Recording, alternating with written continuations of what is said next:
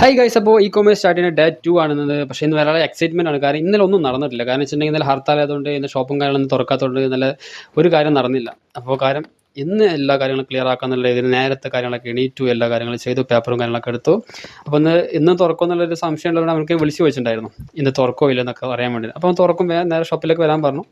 അപ്പോൾ പേപ്പറും കാര്യങ്ങളൊക്കെ നേരെ വണ്ടി എടുത്തു, സ്റ്റാർട്ട് ചെയ്തു. ഞാൻ നേരെ ഷോപ്പിലേക്ക് പോയി. ഇവിടെ ഏകദേശം ഒരു 2-2.5 കിലോമീറ്റർ മാത്രമേ ഉള്ളൂ അവിടുന്ന് ഡിസ്റ്റൻസ് ഒക്കെ. അപ്പോൾ ജസ്റ്റ് ഡ്രൈവ് ചെയ്യാം, അവിടെ പോവാം, എല്ലാ കാര്യങ്ങളും ഒരു 10-15 തീർക്കാതെ പോരാന്നുള്ളൊരു പ്ലാനിങ്ങിലാണ് രാവിലെ എഴുന്നേറ്റുള്ളത്. അപ്പോൾ നേരെ അവിടെ എത്തിയപ്പോൾ അവൻ അവിടെ ഇല്ലായിരുന്നു, അവൻ പുറത്ത് പോയതായിരുന്നു. അപ്പോൾ കുറച്ച് അവിടെ വെയിറ്റ് ചെയ്തു. അവൻ്റെ സ്റ്റാഫ് മാത്രമേ ഉള്ളൂ, അവർക്ക് കറക്റ്റ് ആയിട്ട് കാര്യങ്ങളൊന്നും അറിയില്ലായിരുന്നു. അപ്പോൾ വന്നു, അവൻ ഏകദേശം അവനക്ക് എന്ത് ചെറിയ ബിസിൻ്റെ അതൊക്കെ കഴിഞ്ഞ് അതൊക്കെ നോക്കി എല്ലാം ക്ലിയർ ആക്കിയതിന് ശേഷം അവൻ സൈറ്റ് ഓപ്പൺ ആക്കി, GST പോർട്ടൽ ഓപ്പൺ ആക്കി, ബാക്കിയുള്ള കാര്യങ്ങളൊക്കെ നമുക്ക് ചെയ്തു തന്നു. ഏകദേശം 10-15 മിനിറ്റ് അതിനുവേണ്ടി ഇരുന്നു. കുഴപ്പമില്ല, അത്യാവശ്യം നല്ല പണി ഉണ്ടെന്നുണ്ട്.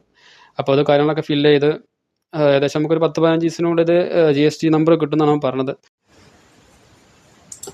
ഒരു ഇ കൊമേഴ്സ് ബിസിനസ് സ്റ്റാർട്ട് ചെയ്യാൻ മെയിനായിട്ട് ആവശ്യം GST ആണ് മെയിനായിട്ട്. അപ്പോൾ ആദ്യത്തെ വർക്ക് വെച്ചിട്ടുണ്ടെങ്കിൽ GST എടുക്കുക എന്നുള്ളതാണ്. ഏകദേശം ഒരു 10-15 ദിവസത്തിനും കൂടെ വെയിറ്റ് ചെയ്തിട്ടുണ്ടെങ്കിൽ നമുക്ക് GST നമ്പർ കിട്ടും. അത് കഴിഞ്ഞിട്ട് ബാക്കിയുള്ള കാര്യങ്ങളൊക്കെ ചെയ്യാം. ഒരു സെല്ലിംഗ് അക്കൗണ്ട് തുടങ്ങണമെങ്കിൽ മെയിനായിട്ട് കറണ്ട് അക്കൗണ്ട്, അതുപോലെ തന്നെ GST, pan card, Aadhaar card, ഇങ്ങനത്തെ ചെറിയ ചെറിയ കാര്യങ്ങൾ മതി.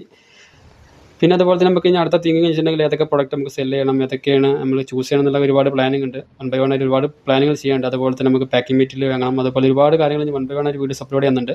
അപ്പോൾ ഇതുപോലത്തെ വീഡിയോസ് നിങ്ങൾക്ക് താല്പര്യം ഉണ്ടെങ്കിൽ ഫോളോ ചെയ്ത് കൂടാ. അപ്പോൾ 1 by 1 ആയിട്ടുള്ള വീഡിയോസ് നമ്മൾ അപ്ലോഡ് ചെയ്യാം. Okay, by.